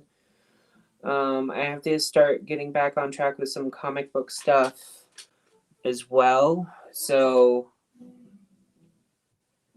yeah, I think I think I have a lot going on. I'm trying to figure out on how to bring in money and not rely on so many things in my life. Mm-hmm. But while we were talking and I was going back and forth with work stuff, this is what I did. Aw. Oh, hey, I like that. Yeah. That's a So, good piece. I like that piece. It's coming along nicely. I really need to figure out. Mm-hmm. You and I need to do more physical get-togethers so I can sit there and go, now wait. What am I doing with my brush right now? Because Well, over I'm the actually internet like this, it's hard for me to ask you, wait, what'd you just do there? How'd that work? well, actually what I'm doing is I'm brush inking with watercolor paints. Right. But the point Which being that, like, when you use purple for shadows, when I use purple for shadows, I end up with this, like, muddy sludge everywhere. And it's like, other people use purple for shadows, and it looks so awesome. And I do it, and I end up with, like, black shadows that look like, super dramatic. I don't know. So I just need to sit down with you and say, okay, walk well, me through this. I can tell you right now, it also depends. Excuse me. Ugh. It also depends on for purple. It depends on the type of purple. Like I like using warm purples for shadows. Sure. Some people like using cold purples. That's why the the Miyazaki palette that you saw had like several purples. Yeah. It all has to do with warm and cold lighting. Sure. Obviously, but what I find with purple, you have to water it down Which must to be what I'm get the doing. right tone. Right. I must Which be like using it pretty straight up or something and getting yeah. a lot of mud because all I get's mud. And so, anyway, it's all good. I mean, it's like I said, just someday you and I are going to, well, I mean, heck, we're like next week, I think, next weekend, we are all going to be together. You and me. Not this Saturday, but next Saturday. No, not next Saturday either. It's 2 weeks away.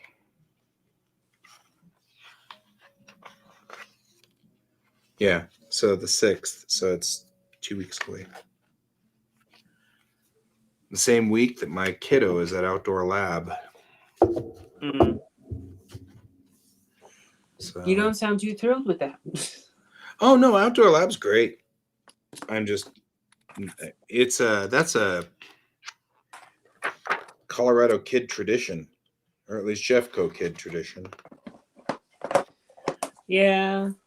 And we all of us that grew up in Jeffco in 6th grade, you go to Outdoor Lab, which is these locations up in the mountains where you go and they've got little dormitories and you all stay in the dormitories together, and Mhm. then you all spend the entire week learning about Colorado's nature and ecosystem and life in the mountains. And Well, I mean, I'll say that I would love to say if like Florida did the same, but like they don't. right. They don't. and this has been a tradition since I was a kid, because I went to Outdoor Lab too, and I'm like, I actually really liked Outdoor Lab. That was really fun, even with the big blizzard that came through in the middle of my Outdoor Lab. Well, I mean, at least you guys were housed, yeah, we like were housed and it was warm, and you just had to sludge through the snow to get between buildings, and it's out there on a mountain peak, so it wasn't this snow, it was this snow. yeah, It was like, it's well, and also at the same time, like Florida, like most of the stuff, like those types of programs, like they were always done either on field trips for me, or they were done during summer when I had like summer camp. yeah, Like you go to nature it's like camp. a Colorado camp for Yeah. the kiddos here. We send them off for the week, and they head up to these locations in the mountains, and it's all the 6th graders in the entire county, and it's Mhm. every year all the 6th graders, and it's cool, and Mhm. it's really neat, and I liked it a lot. And it was and so I'm looking forward to my kiddo going in doing that too, because he's going to like it a lot too. Although there are 2 locations and they alternate every year, the schools alternate from one to the other. And my sister was the year before me, and so she Mhm. was at one of them and I was at the other, and I was hoping he'd be at mine, but apparently not. He's going to be at my sister's. And so I'm like, that's the one my sister went to. Is that a better one, or is it the one like? No, they because they're on 2 different mountains. The only real difference between it is there's a difference in ecosystem between the 2 mountains, but that's it. Okay. Like, so I mean, but other than that, no, it's just a matter of there are so many schools in Jefferson County. It's the biggest school district in Colorado, and so Well, there's so many Jefferson County, schools. yeah. Yeah, so there's so many schools in this county that, and they all have to go to Outdoor Labs. So it just ends up being that they have 2 locations and they just shuffle back and forth. But generally, what they do is that every school alternates back and forth every year. So my sister and I were in the same school. So the year she went was the year after me. So they had alternated between the 2 locations. And his school is doing the same thing. It's alternating back and forth. So next year, if he had been there, he would have gone to my location instead of my sister's location. But it's functionally no different. I mean, the buildings are in a different location, and like layout and stuff like that. But other than and the They're teachers still gonna learn the same stuff, right? but they're all learning the same stuff. It's all about Colorado ecosystem, and it's like Yeah. how like what animals live in Colorado. I remember that at our location, they had a huge golden eagle, stuffed golden eagle, and all of the Yeah. animals were died naturally. They couldn't be hunted by the Yeah. rules, so they all had to be a natural death of some sort. And they had this one room which just had all these birds, all of the raptors. So these huge owls and these huge eagles. And that was the first time I realized that as awesome as the bald eagle is, it's not as big as a golden eagle. That is correct. And That I is was like, correct. wow, I that will thing's not huge. lie. When I was in high school, I think I've talked about this before. $5 compass, you got it. I I volunteered at a wildlife sanctuary, and there I was helping like the person that ran it one day, and he's like, "Oh, we're gonna go into the main bird of prey, The raptor cage. the raptor bin. So I want you to be prepared. Don't be nervous and don't show nervousness." Yeah, don't be afraid. Don't show fear. Yeah, don't be afraid. Don't show fear. Don't do, all that stuff. I walked in. It literally is a very big fear dropper because they put all of these raptors in the same pen. Mm-hmm. So you have owls, you have hawks, you basically have a whole bunch of birds that get swapped out from the regular cages every so often. But the main birds that stay in the front cages for people to see are the ones that don't get along with the other raptors. Yeah.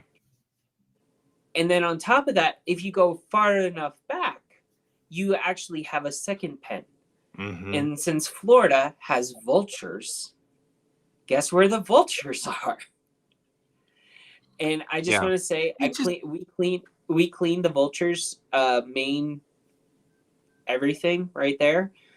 And after we were done cleaning, the guy turned to me and said, "Watch, he's that one of them's going to basically poop right now on." And this is like every single time he does this. Every single time we clean the pen, and sure enough, it pooped. Like, not simple. Like it came through the wood, like in between the wood slats, like, and then we had to go back in and wash it down. He was like, "I want you to do this job for me." Yeah. But like feeding time was fun. Yeah, but it's one of those things that, like, we don't have that many vultures here. We have a couple of vultures that live in Colorado naturally. Human or actual bird? Yeah, but I mean, like, but here we have. I mean, the big thing was those golden eagles, and all those raptors that were stuffed. They were in the outdoor lab, and it was like, and that's the whole thing, right? It's outdoor lab. You're studying the outdoors of Colorado. There are a couple of hikes that we go on, but it's a bunch of 6th graders. They don't let them go very far. So you can't deviate from courses, and there's not really that much threat out there. You do learn. This is where Colorado learns about rattlers, Coloradans, whereas Coloradans really learn about, because that's one of the things they're really big on is let's teach you about the things that will get you if you're just wandering across a field out there. Because Colorado, right? Yeah. Like, if you're and we do hike in Colorado. A lot of us Coloradans hike, and so it is entirely plausible that you will run into a rattler, and if you do, you need to know what to do about. Don't mess with rattlers, and how do you get away from a rattler, and and when they're mad, don't cook them, and stuff like that. So it also is the place. What are you talking about? Florida? Right. They also do the place exact where opposite. They basically like, if you find one and it's mean, back away slowly. Right. Back away slowly. Don't try Hit to it with run a shovel. from it. It'll You chase can after cook it. you. It'll be fine. And then they go, if it's chill, go ahead. Eat it. Anyway. Eat it. But that's also the place where we learn like all the things that are endangered and all the things that we should be very careful with. don't shoot these animals, don't shoot those animals because they're all endangered, and we need to take care of them. And like there's a lot of stuff that's involved in Outdoor Lab, which is actually really useful. Yeah. It's a nice practical week. It's a good week of practical teaching where they teach you all about the things you should know about the nature of Colorado. So it's less the survival skill side, although there is some of that, but it's more of a, here's Colorado's wildlife. Here's how you should interact with Colorado's wildlife. Because that is, frankly, something that a lot of people need to know. But it's also kind of one of the reasons why native Coloradans have an innate understanding of a lot of things going on, especially those of us that live in Jefferson County. It's because we all remember Outdoor Lab. It was a lot of fun. Mm-hmm. Yeah, because I remember I was in charge of reading the weather. That was my job. So we did have some survival skills we were learning, because I was doing weather reports every day. Oh, okay. And so I was logging the weather reports. That was my job, along with another kid, and I can't remember his name, but he and I had a lot of fun with that one because it was like 19 degrees, and then it was 20 degrees, and then like a couple of days later it was 29 degrees, and then we said 2010, and we thought that was so funny, and we laughed forever. And I think it's hysterical that now I find that I can remember we were joking about 2010 as the temperature and thinking that was hysterical because we couldn't remember 30 degrees, but we could remember 2010, but I can't remember his name. You know what I mean? It's like, I can see his face, but for the Yeah. life of me, I can't remember. So there's a guy outside in the park. I think he's over there at the fence of the dog that's howling. And he looks somewhat official. So it's entirely plausible that somebody else in our neighborhood has gotten fed up with our dog. Because I haven't heard him in a while.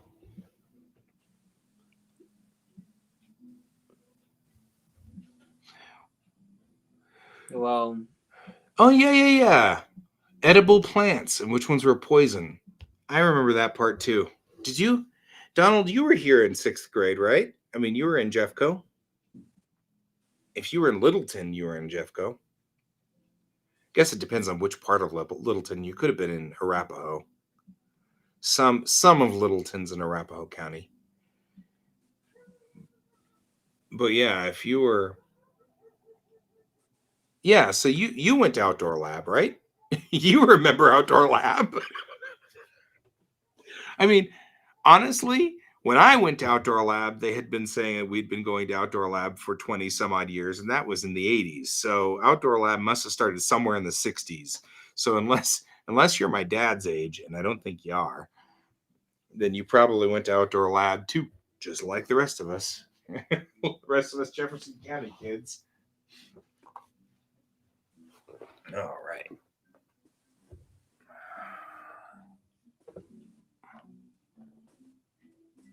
So like it for us, I know where I grew up in Florida, we would sit there and have park rangers just like come like to our field trips and stuff. Like if we went to like a national park or something, or right. a state run park.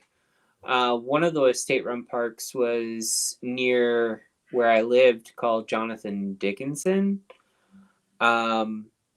So the park ranger would come there and go, "We have several types of snakes that are highly venomous. But if you get this snake and it rolls over on his belly, don't go near it. He's feigning death." Oh, is that like that Diamondback or whatever? Yeah. Because I learned about those guys when I was in Texas. And Okay.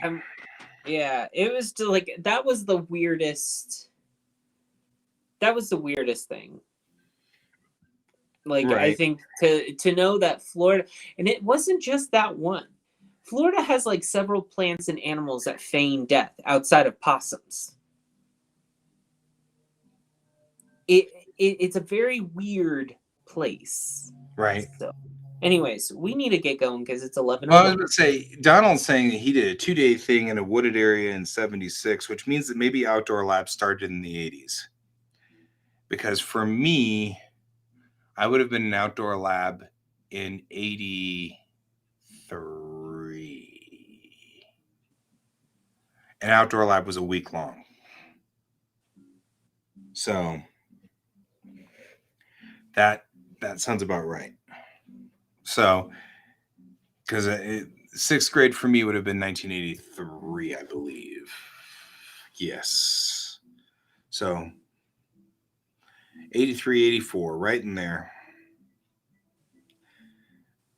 So, okay, cool. Well, we should probably get going because it's time for me to go walk around the park and you to go on about your day. And Donald to go about his day, Ghost Hand to go about his day, and Brent to go about his day. So, thank you all for joining us today. We appreciate your time and everything like that. And we will see you later. Thank you for joining me, Pepper. I'll see you next week. Hey, I might be rigging up this section over here to have a camera so that I can paint. Okay. And I might paint in this section right over here. The reason I'm saying that is because I might try to do painting on Watercolor Wednesday. So Okay. Well, Watercolor Wednesday, I will try to have something to paint then too, or make watercolor paint. I don't know yet. It's all right. As long as we're doing something productive, it doesn't really matter. Last Wednesday, Colton and I did 3D Wednesday. So I'm okay with whatever needs to be done. I'm just going to try to get to physical paints. So, Well, cool. that was the whole point of Wednesday. So. Right. So we'll see. We'll see how it all works. And I'll see you next week, my friend. And for all of you guys, I will see you as well. And thank you for joining us. And remember to keep your eyes on the stars. Bye-bye. And remember, since we wore orange today, everyone have an orangey day. Have an orangey day with black cats. Bye-bye. Yes.